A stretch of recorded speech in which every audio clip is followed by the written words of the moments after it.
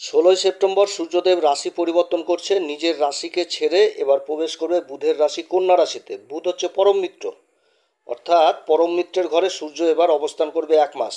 আবার শুক্রদেব রাশি পরিবর্তন করছে 18 সেপ্টেম্বর, তার নিচ অবস্থা থেকে এবার নিজের রাশি তুলা রাশিতে প্রবেশ করবে। শুক্র হচ্ছে শুভ গ্রহ আমাদের জ্যোতিষশাস্ত্র মতে। দেবগুরু বৃহস্পতি আর শুক্রদেব আচার্যের ভূমিকা পালন করে, অর্থাৎ শুক্রদেবের এই নিজের ঘরে অবস্থান যথেষ্ট ভালো হতে যাচ্ছে প্রত্যেকটি রাশির ক্ষেত্রে।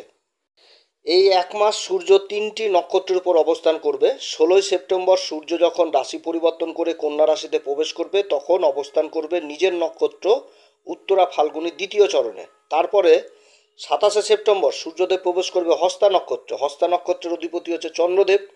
এবং 10 অক্টোবর সূর্যদেব প্রবেশ করবে চিত্রা নক্ষত্রে, যার অধিপতি হচ্ছে মঙ্গলদেব। এবং শুক্র যখন রাশি পরিবর্তন করে প্রবেশ করবে নিজের রাশিতে তুলা রাশিতে, সেই 18 তারিখ থেকে 23 তারিখ পর্যন্ত, 23 সেপ্টেম্বর 2024 পর্যন্ত চিত্রা নক্ষত্র থাকবে। 24 সেপ্টেম্বর থেকে অক্টোবরের 4 তারিখ পর্যন্ত থাকবে স্বাতী নক্ষত্র, যার অধিপতি হচ্ছে রাহু। আর 5 অক্টোবর থেকে 12 অক্টোবর পর্যন্ত থাকবে বিশাখা নক্ষত্রের তৃতীয় চরণ পর্যন্ত, যার অধিপতি হচ্ছে দেবগুরু বৃহস্পতি। এবং এই নক্ষত্রে অবস্থানগত শুক্র পরবর্তী রাশিতে আবার রাশি পরিবর্তন করবে। সূর্যদেবের রাশি পরিবর্তন এবং এই 3টি নক্ষত্রের উপর গোচর, উত্তরা ফাল্গুনী, হস্তা, চিত্রা, এই 3টি নক্ষত্রের গোচর। অপরদিকে আবার শুক্রদেবের এই 3টি নক্ষত্র চিত্রা, স্বাতী, বিশাখা, এই যে নক্ষত্রগুলোর উপর যে গোচর, কী প্রভাব পড়বে ধনুরাশির উপর, এই বিষয়ে আজকে বিশেষ আলোচনা করব। কোন দিক থেকে সাবধানে থাকতে হবে এবং কোন কোন দিক থেকে লাভ আসছে সমস্ত কিছু তুলে ধরবো আজকের আলোচনাতে। 16 সেপ্টেম্বর সূর্যদেব রাশি পরিবর্তন করে প্রবেশ করবে কন্যা রাশিতে। এবং এই সময় সূর্যের সাথে যে শনির একটা সমসপ্তম যোগ চলছিল, সেই যোগের কিন্তু অবসান ঘটবে। আমি এই যোগের অনেক ব্যাখ্যা করেছি এর আগের ভিডিওগুলোতে। এবার সূর্যদেবের সাথে পরিবর্তন হচ্ছে এটা ঠিক, কিন্তু সূর্যের সাথে শনির আবার ষষ্টাষ্টক যোগ তৈরি হচ্ছে। আর সূর্য কন্যা রাশিতে প্রবেশ করবে, আর কন্যা রাশিতে আগে থেকেই তো কেতু অবস্থান করছে। কেতু হস্তা নক্ষত্র, চন্দ্রদেবের নক্ষত্র অবস্থান করছে। তো এইখানেও কিন্তু একটা গ্রহণ যোগ তৈরি হচ্ছে, যেটা মোটেও কিন্তু ভালো না। এবং তার সাথে শুক্র যে রাশি পরিবর্তন করছে তুলা রাশিতে, এই পরিবর্তনটা আবার এই ধনু রাশির জন্য যথেষ্ট ভালো হতে যাচ্ছে। এবং এই যে পরিবর্তন হচ্ছে সূর্য এবং শুক্রের এই পরিবর্তন, এই সময়কালে ধনুরাশির ক্ষেত্রে গ্রহদের অবস্থান হচ্ছে এইরকম। রাশির পরাক্রম ঘর, তৃতীয় ঘর কুম্ভ রাশি, এই ঘরে অবস্থান করছে শনিদেব, বক্রী অবস্থায় রয়েছে। দেবগুরু বৃহস্পতির নক্ষত্র পূর্বা ভাদ্রপদে। রাশির চতুর্থ ঘর মীন রাশি, এই ঘরে অবস্থান করছে রাহু, শনিদেবের নক্ষত্র উত্তরা ভাদ্রপদে। ধনুরাশির অধিপতি দেবগুরু বৃহস্পতি ষষ্ঠ ঘরে অবস্থান করছে বৃষ রাশিতে, মঙ্গলদেবের নক্ষত্র মৃগশিরাতে। এবং তার সাথে মঙ্গলদেব অবস্থান করছে রাশির সপ্তম ঘর মিথুন রাশিতে। মঙ্গল হচ্ছে ধনুরাশির ক্ষেত্রে পঞ্চম ঘরের অধিপতি হয়ে সপ্তম ঘর মিথুন রাশিতে প্রবেশ করছে এবং মিথুন রাশিতে অবস্থান করছে। এবং রাশির ভাগ্যের ঘর যেটা সিংহ রাশি, এই ঘরে বুধ অবস্থান করছে 23 তারিখ পর্যন্ত। 23 তারিখে বুধ আবার রাশি পরিবর্তন করবে এবং নিজের কর্মের ঘর কন্যা রাশিতে প্রবেশ করবে। এবং কেতু আগে থেকেই এই কর্মের ঘর কন্যা রাশিতে অবস্থান করছে চন্দ্রদেবের নক্ষত্র হস্তাতে। 16 তারিখ সূর্যদেব প্রবেশ করবে উত্তরা ফাল্গুনীর দ্বিতীয় চরণে, এই রাশিতেই, কর্মের ঘর কন্যা রাশিতে। এবং এইখানে প্রবেশ করার সাথে সাথে যেরকম সমসপ্তম যোগের অবসান হবে, তার সাথে আবার গ্রহণ যোগ তৈরি হবে কেতুর সাথে। 18 তারিখে শুক্রদেব আবার রাশি পরিবর্তন করছে, চিত্রা নক্ষত্রে প্রবেশ করে নিজের রাশি তুলা রাশিতে প্রবেশ করবে, যেটা হচ্ছে একাদশ ঘর। শুক্রদেবের এই লাভের ঘরে অবস্থান যথেষ্ট ভালো হতে যাচ্ছে ধনুরাশির ক্ষেত্রে। শুক্রদেবের এই পরিবর্তন খুব সুখের হবে ধনুরাশির ক্ষেত্রে, কারণ শুক্রদেবের পরিবর্তন হচ্ছে নিজের ঘরেই। আর নিজের ঘরে যখন গ্রহ প্রবেশ করে, শাস্ত্র বলে যে গ্রহ যখন নিজের ঘরে অবস্থান করে তখন নিজের ঘরের সেই ফলের বৃদ্ধি করে। আর শুক্র হচ্ছে কি একটি শুভ গ্রহ, এবং তার দৃষ্টি যেখানে পড়বে সেই ঘরেরও ফল বৃদ্ধি করবে। আর এই নিজের ঘর একাদশ ঘরটি হচ্ছে লাভের ঘর। একাদশ ঘর হচ্ছে আমাদের শখ, আনন্দ, ফুর্তি পূরণ করার ঘর, আমাদের ইনকাম হাউস, যার জন্য এই পরিবর্তনটা ভালো হতে যাচ্ছে ধনুরাশির ক্ষেত্রে। আজকের আলোচনাটি প্রচণ্ড গুরুত্বপূর্ণ হতে যাচ্ছে ধনুরাশির ক্ষেত্রে। তবে আলোচনা শুরু করার আগে আমাদের এই অ্যাস্ট্রো এস এম বাংলা চ্যানেলের মাধ্যমে সমস্ত দর্শকদের জানাই নমস্কার। এবং যারা নতুন দর্শক আমাদের প্রোগ্রাম বহুদিন ধরে দেখছেন, তাদের কাছে বিশেষ অনুরোধ করব, যারা এখনও পর্যন্ত চ্যানেলটি সাবস্ক্রাইব করেননি, এই চ্যানেলের সঙ্গে থাকুন, সাবস্ক্রাইব করুন। অনেক তথ্য জানতে পারবেন জ্যোতিষী সম্পর্কে। গ্রহের গোচর সম্পূর্ণভাবে নির্ভর করে জন্মকুষ্ঠির গ্রহের দশা এবং গ্রহের অবস্থানের উপর। আমরা যে ফল প্রকাশ করছি এটা আমাদের একটা প্রচেষ্টা মাত্র, এটা সম্পূর্ণভাবে জন্মকুষ্ঠির উপর নির্ভর করবে। এটা একটা জেনারেল প্রিডিকশন। শুক্র হচ্ছে ধন, ঐশ্বর্য, গ্ল্যামারের কারক, বিভিন্ন কলা, প্রতিভা আমরা কিন্তু শুক্র থেকে দেখি। এই শুক্র 18 তারিখে রাশি পরিবর্তন করছে, তার আগে 16 তারিখ সূর্য আবার রাশি পরিবর্তন করে কর্মের ঘরে অবস্থান করবে। এই অবস্থানটা যথেষ্ট ভালো এবং সূর্য আর কেতুর মধ্যে তৈরি হচ্ছে গ্রহণযোগ, এটা কিন্তু ভালো না।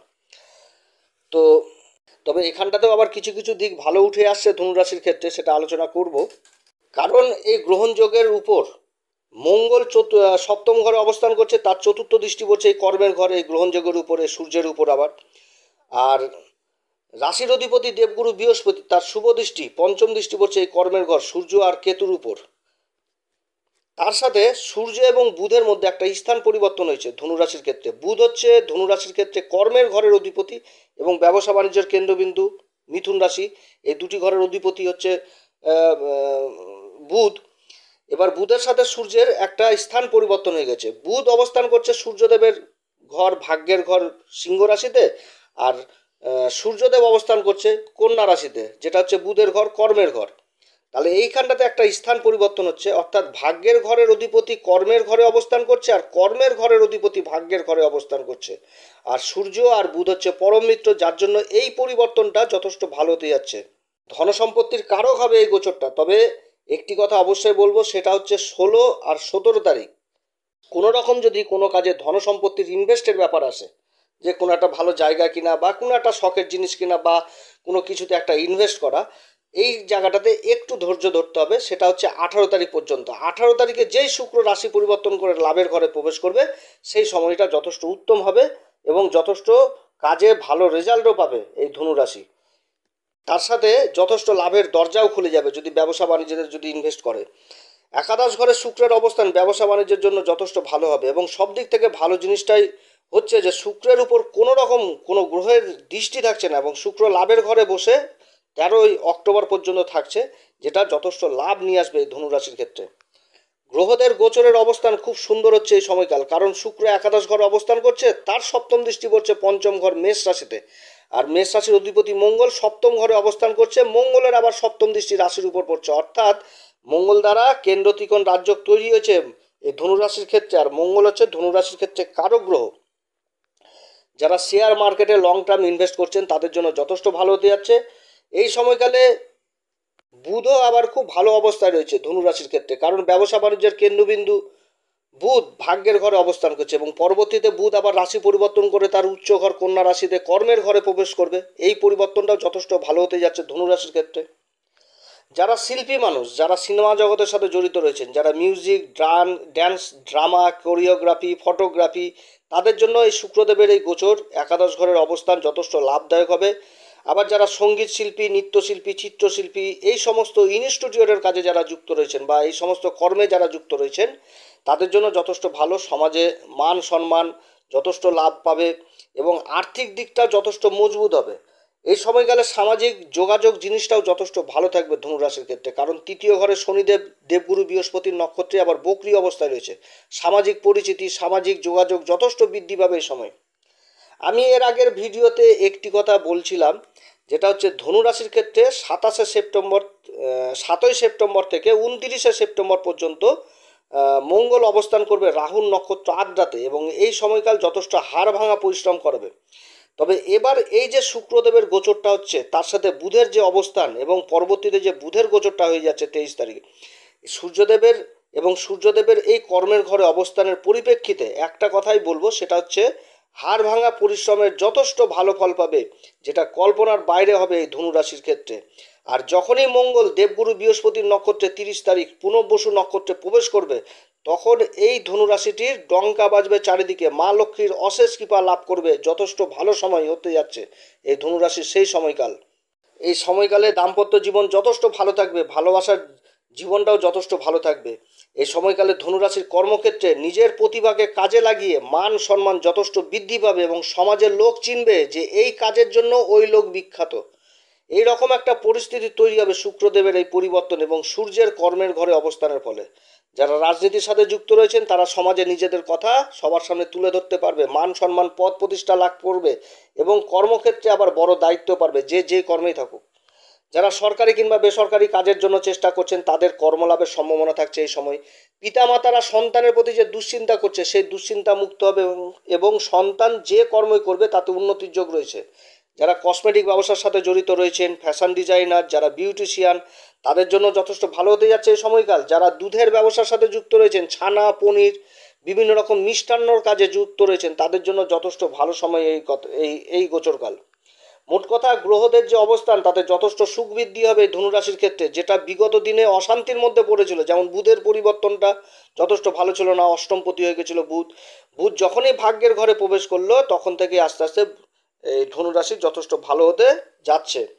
তবে এই সময়কালেও আবার ধনুরাশিকে কিছু কিছু দিক থেকে সাবধানে থাকতে হবে। যেমন কাউকে অগাধ বিশ্বাস করা যাবে না, টাকা পয়সার ব্যাপারে 10 হাত দূরে থাকতে হবে, সংসারে কোনো রকমভাবে বাঘ বিতণ্ডায় জড়িত হওয়া যাবে না, নিজের লাইফ পার্টনারের সাথে কোনো রকমভাবে বাঘ বিতণ্ডায় জড়িত হওয়া যাবে না এবং লাইফ পার্টনারকে যথেষ্ট সম্মান করতে হবে এই সময়। এবং কর্মক্ষেত্রে কোনো রকমভাবে কোনো নারীর সাথেও আবার বাঘ বিতণ্ডায় জড়িত হওয়া যাবে না, তার সাথে অত্যধিক ক্রোধ, ওভার কনফিডেন্ট, একটুতেই রেগে যাওয়া, চটে যাওয়া, এগুলো থেকে দূরে থাকতে হবে এবং নিজেকে এই দিক থেকে দূরে থাকতে হবে। এবং তার সাথে একটা কথা বলবো, যেটা হচ্ছে মঙ্গল রাশির উপর দৃষ্টি দিচ্ছে এবং মঙ্গলের আবার চতুর্থ দৃষ্টি সূর্যের উপরে পড়ছে, তো এগুলো কিন্তু অটোমেটিকভাবে বেড়ে যাবে, যার জন্য এই কথাগুলো আমি বললাম। তারপর হচ্ছে একাদশ ঘর থেকে আমরা অসুখ বিসুখ জিনিসটাকেও দেখি এই সময়কালে। যারা উচ্চ রক্তচাপে ভুগছেন, যারা ডায়াবেটিসে ভুগছেন, এই অসুখটা কিছুটা হলেও ডিস্টার্ব করবে। অতএব এদিকেও কিন্তু নিজের শরীর স্বাস্থ্যের দিকে যথেষ্ট খেয়াল রাখতে হবে। এই সময়কালে ধনুরাশির জাতক জাতিকারা কোন উপাচার করবে? প্রত্যেকদিন সকালবেলায় সূর্যদেবকে অর্ঘ্য দিতে হবে। সূর্যদেবের সামনে কোনো রকম ভুল করেও মলমূত্র ত্যাগ করবেন না। প্রয়োজন পড়লে ব্রাহ্মণ দিয়ে বাড়িতে সূর্য যন্ত্র স্থাপন করবেন এবং প্রত্যেক দিন সূর্যদেবকে সাদা চন্দন, লাল চন্দন বেটে অর্ঘ্য দিবেন এবং তার সাথে প্রতি শুক্রবার করে ভগবতী মাকে লাল পুষ্প অর্পণ করবেন। যারা এখনও পর্যন্ত গুরু দীক্ষা নেননি অবশ্যই গুরু দীক্ষা নেবেন, আর যারা গুরু দীক্ষা নিয়েছেন গুরুর মন্ত্র জপ করবেন, কারণ গুরু আপনাদের ষষ্ঠ ঘরে পড়ে রয়েছে, গুরুর বলে বৃদ্ধি করতে হবে। অতএব প্রিয় দর্শক বন্ধুরা, আজকে এতটুকুই। যদি এই পরামর্শ সত্যিই কার্যকরী মনে হয় তাহলে আমাদের এই অ্যাস্ট্রো এস এম বাংলা চ্যানেলটিকে অবশ্যই সাবস্ক্রাইব করবেন, পাশে থাকা বেল আইকনটি প্রেস করবেন, তাতে আমাদের সমস্ত নতুন নতুন আপডেট ভিডিও আপনাদের কাছে সহজে পৌঁছে যাবে। ঈশ্বর আপনাদের সবার মঙ্গল করুক। নমস্কার, ধন্যবাদ।